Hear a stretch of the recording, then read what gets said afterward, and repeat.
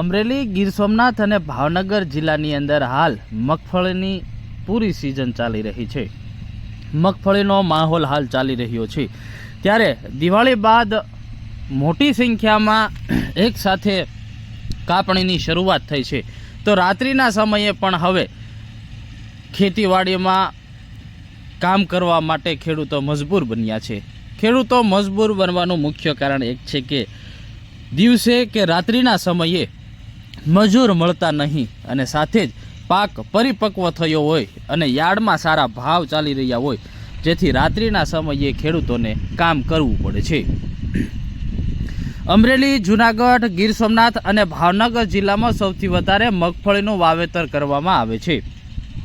મગફળીના વાવેતર કર્યા બાદ દિવાળી અને દિવાળી બાદનો હાલ ચાલી રહેલા સમયમાં કાપણીનો સમય છે અને આ કાપણીના સમયે મજૂર માટે પણ ખૂબ જ સારો સમય ગણવામાં આવે છે, કારણ કે હાલના સમયમાં મજૂરીનો એક દિવસનો ભાવ 700 રૂપિયાથી 900 રૂપિયા બોલાઈ રહ્યો છે।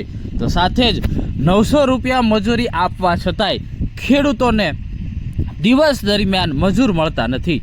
મજૂર ન મળવાને કારણે ખેડૂતો મુશ્કેલીમાં મુકાયા છે અને ખેડૂતોને આખરે રાત્રિના સમયે કાપણી કરવા મજબૂર બન્યા છે।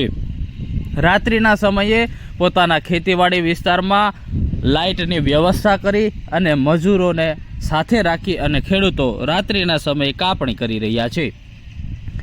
હાલ મગફળીનો ભાવ ખુલ્લા બજારમાં 1100 રૂપિયાથી 1250 રૂપિયા સુધી એવરેજ ભાવ બોલાઈ રહ્યો છે।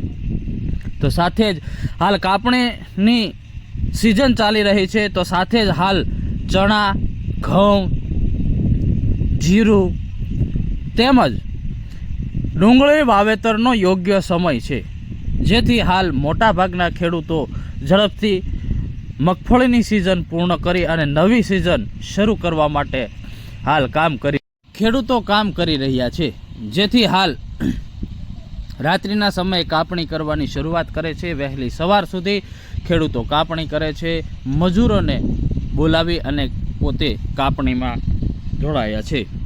હાલ અમરેલી સહિત સૌરાષ્ટ્રના મોટાભાગના વિસ્તારોમાં હાલ રાત્રિના સમયે કામગીરી કરવામાં આવી રહી છે।